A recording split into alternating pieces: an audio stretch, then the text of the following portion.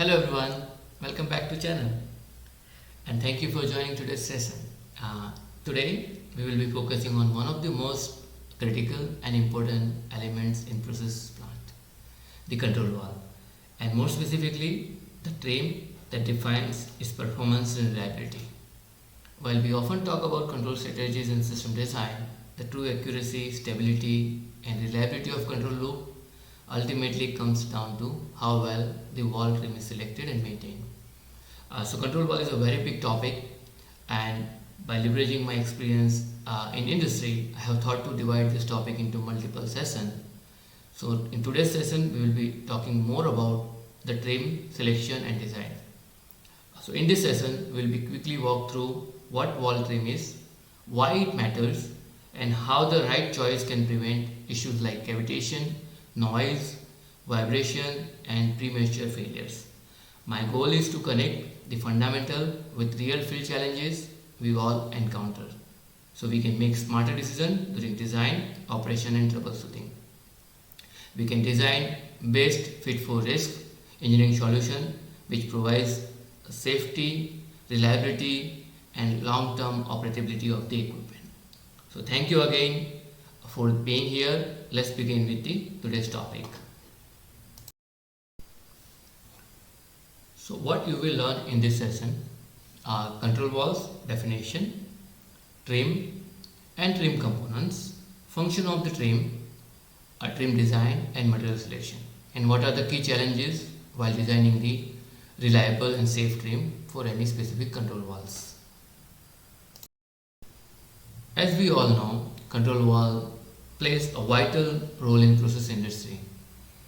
Any specific or any typical process control loop will have three major components: a measuring device, which is your sensor, or with the transmitter, your process controller, which resides in the PLC or the DCS, and your final element, which is your control valve. Process controller will have PID controller built into the system. PID controller will receive your measuring signal from the sensor. It compares your set point with the measuring signal, and based on error, it will give commands to control valve to open or close to achieve the desired process stage. So control valve's performance directly relies on major component of the valves: the control valve trim, the actuator and control valve body. So today we are going to talk specifically about control valve trim. What is control valve trim? The trim of the control valve refers to the internal components or weighted parts that directly control the flow of fluid through the control valve. These parts come into contact with the process fluid and determine the flow characteristic, the capacity and performance of the valve. In simple terms, the trim is the weighted part of the valve that modulates flow in the response to the actuator signal. Let's talk about our trim components. The valve trim typically includes plug, seat or seat ring, stem, cage, bushing, guides and seals. Plugs moves to open or close the flow path, which allows fluid to pass through. Seat provides a sealing surface for the plug, so plug sits on the seat. Stem connects the plug to the actuator and help to transmit motion and force from the actuator to the plug. Cage guides the plug and defines the flow characteristic, specifically in the globe valves. Bushing, guides, seals supports and stabilize the plug movement, help to minimize the vibration and improves wear and tear of the valve. Let's talk about the functions of the trim. Trim helps to maintain safe, reliable and high efficient operation of the control valve, which includes, so specifically, trim controls the flow rate and the pressure drop in the control valve. It also determines a flow characteristic. Three inherent characteristics, as we know, the linear, equal percentage or quick opening. In some of the application you might find a modified version of this inherent characteristic. It also provides tight shut-off when valve is 100% closed, prevents erosion. So right design of the trim prevents erosion, cavitation and corrosion depending on the surface condition. There are different type of the trims are available in the industry, and suppliers provides as per the specific process needs. So type of the trims are available in the markets are balanced versus unbalanced trim, cage guided versus top guided trim. There is high CV and the low CV trims. You will also find quick change trim design, low noise trim, and the anti-cavitation trim, or for example multi-stage trim to meet the specific process condition or the requirement. Let's talk about trim design and material selection. Trim design and materials are selected based on multiple criteria and factors. So for example, your fluid type or service type and the properties, fluid properties, corrosive, erosive, clean or dirty application, which also drives your trim selection and the design. Pressure and temperature condition of your process fluid will also drive your trim selection. Most importantly, your flow characteristic, linear, equal percentage or quick opening. So for example, linear control valves are usually chosen for pressure control with near constant wall dp. Linear are also chosen for the level control application with near constant wall dp. The temperature control applications, throttling a liquid to a heat exchanger, or the use of two valves or three-way valve in heat exchanger bypass applications. Similar way, equal percentage characteristics are usually selected for pressure control applications where wall dp is inversely proportional to flow, such as maintaining a gas pressure to a burner or providing a constant steam flow to a boiler. So, flashing, cavitation and noise also drives your trim selection and the materials selection of the trim. So before we jump into selection, let me just quickly walk you through the cavitation and flashing definition. So cavitation and flashing are two-phase phenomena appearing in liquid flow through the control valve under certain condition. So the first stage of cavitation and flashing is similar. The liquid pressure drops below vapor pressure, creating a vapor bubbles, and this is identical to well-known boiling phenomena. However, in control valve, boiling is accomplished by a pressure drop in a throttling process, not a temperature rise. The second stage of cavitation and flashings are different from one another. In the cavitation, vapor bubbles collapse rapidly, creating a pressure shocks as vapor recovers above the vapor pressure. Pressure shocks may at worst cause a mechanical damage to the valve.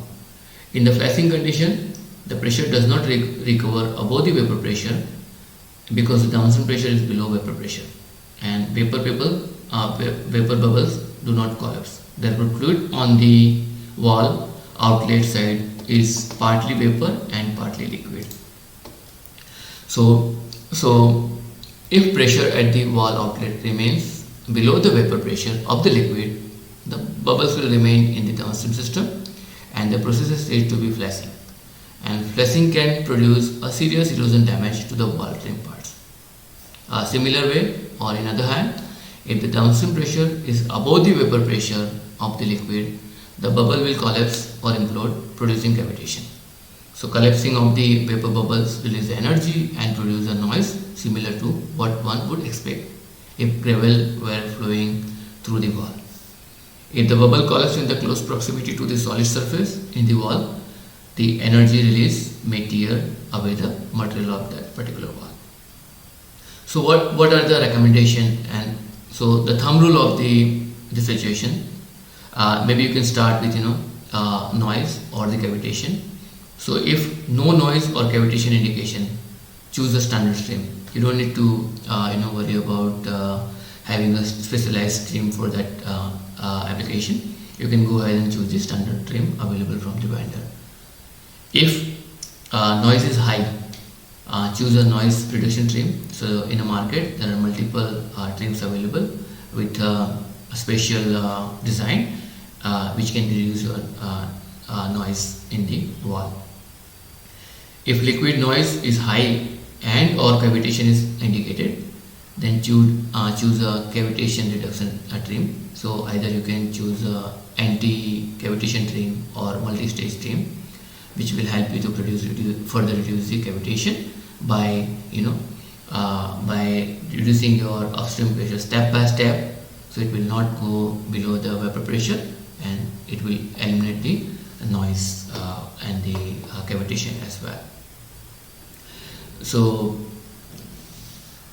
how you, let's say if you find the flashing, how you gonna prevent the flashing? So best thing, when there is a flashing, it cannot be avoided. So the most common solution applied to flashing condition is a trim hardening. So normally you go ahead with the steelite trim, which will help you to improve the wear and tear of the trim, and it will help you to have a long-term reliability of the trim. And to eliminate the cavitation, the first is to eliminate cavitation. So there are multiple guideline recommendation available to eliminate the cavitation. So best way, if the pressure drop across the wall can be controlled such that the local pressure never drops below the vapor, then no vapor bubbles will form, and without vapor bubbles to collapse, there is no cavitation. So the recommended guideline is either you go with the multi-stage trim, or if the cavitation is not so severe, harden those surfaces where the cavitation can impact or have the impact on parts.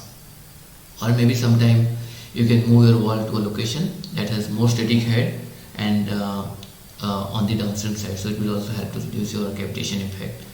In some application they install orifice at the downstream, and this orifice will take all the cavitation impact on the plate, and it will further save your downstream pipeline from having a cavitation impact. For noise, the recommended solution, either you go with the specially designed cage, which will reduce your velocity and ultimately it will reduce your noise. In some application you will see inline diffuser or silencer, which will also help to reduce the noise. Sometimes you put additional covering on the pipeline to reduce the noise level outside the pipe. Yeah, so we have seen the cavitation, flashing and noise. Then the next factor will impact your trim design is set of requirements.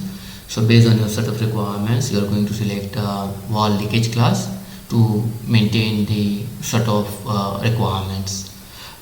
Then also, how are you planning your maintainability and the life cycle cost? That will also drive deciding factor for your trim selection and the sizing. So with looking at all these parameters, starting from your fluid type, properties, pressure and temperature condition, flow characteristic, the flashing, cavitation and noise, set of requirements, maintainability and life cycle cost, drives and makes more impact on your trim design and material selection. So if you select a right trim design and the material selection, it will give you a very long-term stability in terms of reliability, safety and operability of that particular control valve's performance. So with that, thank you all for your time and active participation today. The control valve trim may look like a small internal component, but as we have seen, it plays a decisive role in how our plant operates, for maintaining stable process condition to preventing failure, losses and unplanned downtime. The right trim selection is not just a good engineering practices, it's a major contributor to safety, reliability and life cycle performance of control valves. I hope today's session helped clarify fundamentals, connecting theory with a real field engineering experience, and give you a practical insight you can apply in your ongoing projects or in your day-to-day work. Let's continue to share knowledge, challenge assumptions and strengthen our engineering excellence together. Thank you again, and I look forward to more such technical exchanges and coming up with more and more videos. Stay tuned and subscribe to my channel. Thank you.